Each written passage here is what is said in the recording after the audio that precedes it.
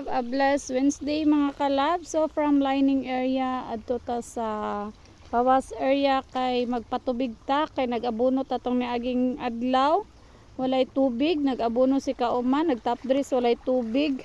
So karon anay tubig ang atong niya mga kalab. So ayan RC 216 Pawas area ta mga kalabs.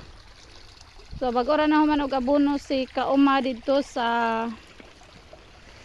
lining, balhin na pud mi diri. So diri na pud ta ato ang sutaon ang mga tubig. So far mga kalabs, naanay nang gawas ang ato ang humay nga bunga. Dabi. Atong tan-awon kay mag-progib na ta. Kay para ato ang ma-advertise ang atong progib. So naanay naanay bunga ang atong humay. So mo gawas tig mga 5% mga kalabs mag-progib na ta.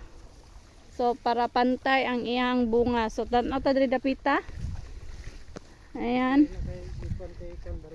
Ayan.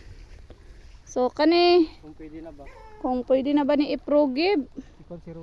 Ayan si Sir Rowell, mangutana ta kay Sir Rowell. Shout out sir. Pwede na ba ta ani mag-progib Sir Rowell?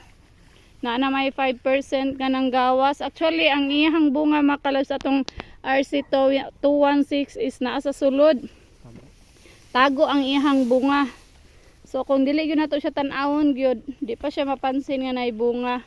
So mangutana ta kay Sir Rowell kung pwede na ba ta mag-progib mga kalab. So nara, mao na ning bunga sa ato ang RC 216. Bless this farm Lord, bless this bunga o God nga di gyud milabtan sa mga mananap in Jesus name. Ayan tora si Kauma. So soroy. Ayan.